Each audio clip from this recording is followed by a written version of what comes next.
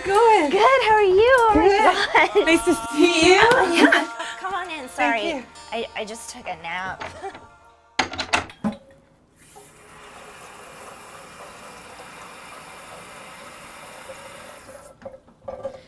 Man, it is so great to reconnect with you after all this time. How long has it been, anyway?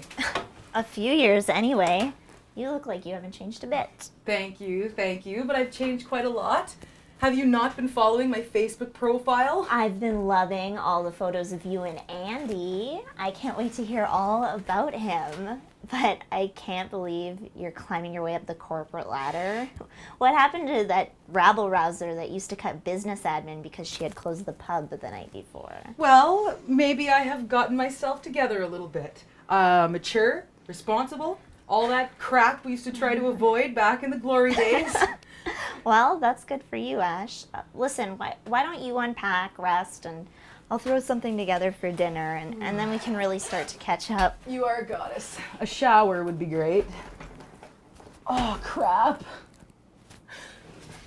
You're not gonna believe this. I, left my toiletry bag at home. That takes me back. How many times have you had to use my toothbrush because you had left yours somewhere else on your travels? Well, I guess I have not changed as much as I'd like to think.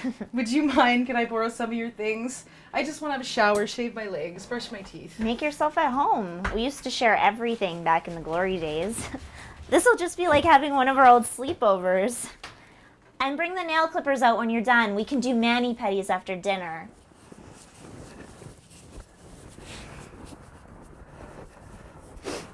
Yo, man, my bodacious harmonica. Why so down, Charlie Brown? My feet are cold. Yeah, February will do that to you. Plus, I got some news from my doctor today, and it was kind of a downer. Dude, tell me, Belle. Seriously, something you want to talk about? Or? Maybe you can help me figure out how I got it. Got what? What I got?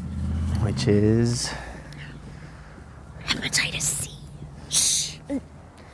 Don't tell anyone. I don't want to end up on Twitter for something like this. Your wish is my command. So, Hep C, eh? Hepa C.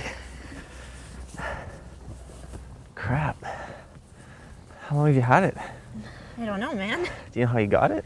I have no idea, I swear. That's not exactly true. I've got too many ideas, and that's the problem. My doctor gave me some information. It lists all the different ways you can get the virus, you know, hepatitis C. A lot of them sound familiar. Like, maybe you haven't noticed, but I've been using a lot more since last time you saw me. You mean smoking? Yeah, but the pipe got so hot one time, it burnt my lips, and I didn't like that. Oh, it says here there's some risk in that. What else? What about snorting?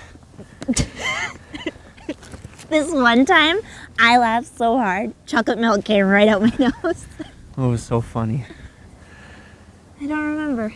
No, but I mean, like, have you ever taken a rip and shared with straw with someone, you know? I don't think so, no. Oh. It says there's some risk in that too, but it's not the highest risk. So, what's this about, Monica? Remind me again, what's high risk for getting, you know, hepatitis C? Well, there's home tattooing on sterile stuff, you know, sharing needles, ink pots, stuff like that. I don't have any tattoos. Piercings? You've been cut? Nah. Not your scene, eh? Well, that leaves the other biggie. Sharing needles and other gear. Still using? I mean, still on the rigs? It's a really high-risk way of catching Hep C. Well, yeah, but I never share needles. Never, ever. Well, except a couple times with those guys, but they were really cool, and I did a lot of stuff with those guys. That reminds me, I should call them. I just wish I could remember their names. Was one of them Mike? No. Good, I hate Mike. Guy's a jerk. What about Justin? No. Steve? It gets serious. Kyle. Ew. Probably doesn't matter if you don't remember the names. Besides, Hep C isn't really considered a sexually transmitted virus. Unless there's blood involved, there's only a low risk. Any rough sex? Bleeding? No. Yeah. Anyway, if you don't remember their names, how do you know if they even had it in the first place? What about your other stuff? What do you mean? Well, have you ever shared needles with anyone? No. Washes? No. Wipes? No. Ties? No. Filters? No. Have you ever shared a spoon with someone? No.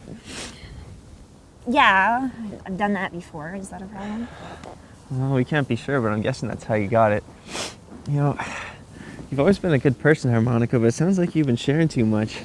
I don't know if you're ever going to know from who or when or how you got this. But I didn't know. Well, now you do. Listen, if you're going to keep using drugs and you want to feel better, then don't share a bloody thing with anyone else. At least that'll keep all of you safe.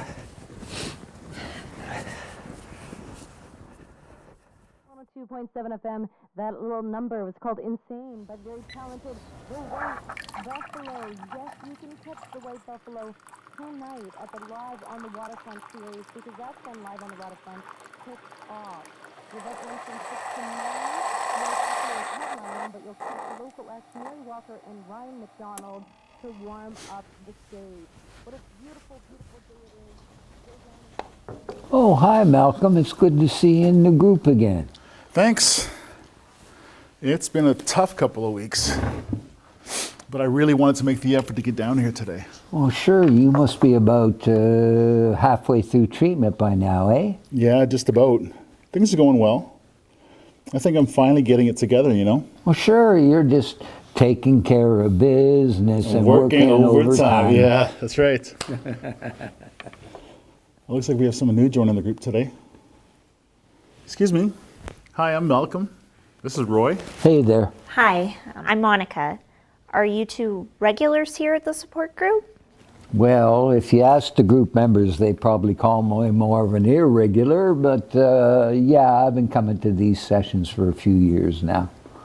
I'm coming a little over a year. The clinic nurse suggested it. Yeah, for me too. I don't know why I've been hesitating. I think now that I'm going to be starting treatment, I can use all the support I can get. Well, it's good to have a place to go where people aren't going to judge you. You know, they understand what you're going through.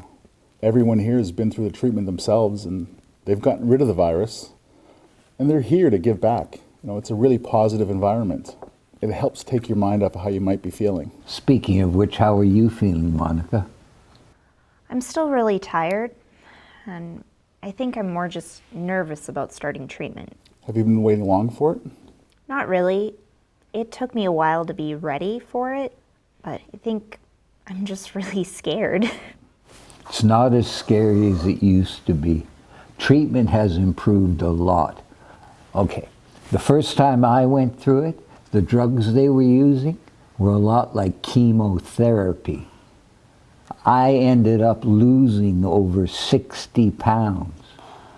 That first day I was there, I was shaking all over. It didn't matter how many blankets they piled on top of me.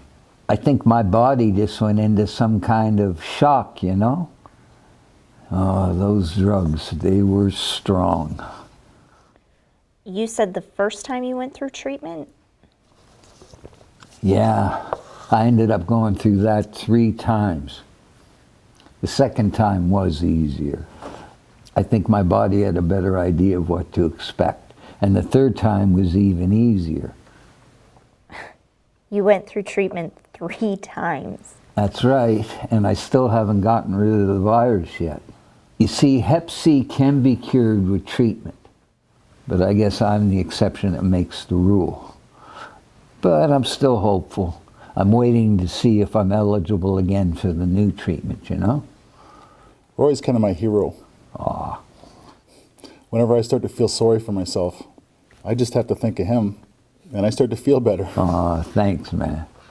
Anyway, that's my story, and I'm sticking to it. We're stuck with it. Just depends on how you look at it. Sounds like you two have done that one before. That's classic Roy. Always leaving wanting more, that's what I say. Oh, speaking of which, my granddaughter comes up with a gem this weekend. She's over at my place, right? And she sidles on up to me and she says, "You have hepatitis C, don't you?"